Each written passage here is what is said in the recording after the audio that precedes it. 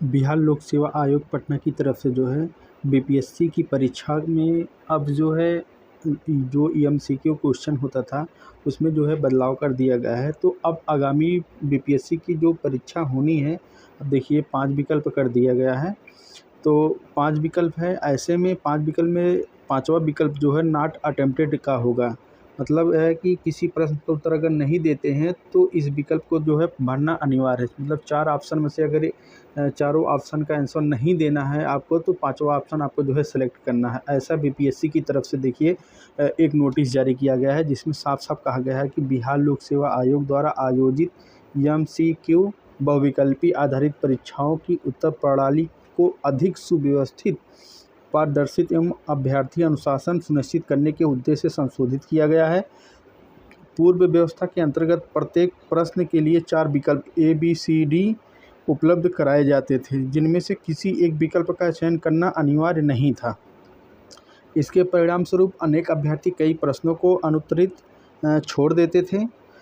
ऐसे में परीक्षा व्यवस्था को अधिक सुदृढ़ एवं प्रामाणिक बनाने के लिए एमसीक्यू आधारित परीक्षाओं का उक्त प्रणाली में अब प्रत्येक प्रश्न के लिए 5 विकल्प ए, बी, सी, डी, ई प्रदान किए जाएंगे, जिसमें विकल्प ई का अर्थ है प्रयास नहीं किया गया है। मतलब अगर निगेटिव मार्किंग है तो आप 4 प्रश्न, अगर बहुविकल्पी में 5 प्रश्न दिया गया है, अगर जैसे ए, बी, सी, डी, ई में से अगर आपको आंसर आता है तो आप आंसर दीजिए। अगर चारों में से आंसर नहीं आता है तो आप पूरे प्रश्न के मतलब विकल्प को नहीं छोड़ेंगे, उसमें से ज़रूर ई लगाना है। अगर चारों में से आपको आंसर नहीं आ रहा है तो विकल्प ई लगाना है।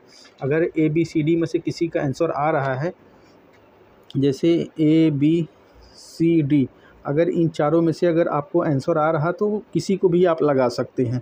अगर इनका आंसर नहीं आ रहा है तो आपको जो है विकल्प ई जो है चुनना अनिवार्य है। अगर आप नहीं चुनते हैं तो 1/3 की नेगेटिव मार्किंग है, तो अंक जो है काट लिया जाएगा। यहाँ पे आगे देखिए कि यदि अभ्यर्थी प्रश्न का उत्तर देना चाहते हैं तो विकल्प ए, बी, सी, डी में किसी एक का चयन करेंगे। यदि अभ्यर्थी प्रश्न का उत्तर नहीं देना चाहते तो विकल्प ई का चयन करेंगे, अनिवार्य होगा।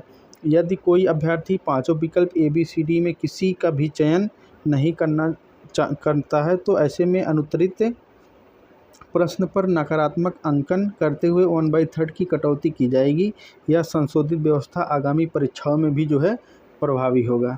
तो देखिए आप लोग जो है एग्ज़ाम हॉल में बैठे समय इन सभी चीज़ों को जो है विशेष ध्यान दीजिएगा कि बीपीएससी अब जो है आने वाले जो एग्ज़ाम होना है उसमें 5 ऑप्शन रहेंगे। पाँचों ऑप्शन में आपको 5वां विकल्प जो है अगर नहीं आ रहा तो 5वां विकल्प आपको जो है चुनना अनिवार्य है। अगर नहीं चुनेंगे तो 1/3 की नेगेटिव मार्किंग है, नंबर काट लिया जाएगा। तो फ्रेंड्स फिर कोई अपडेट आएगा तो हम आपके लिए नेक्स्ट वीडियो में लेके आएंगे। तब तक के लिए धन्यवाद।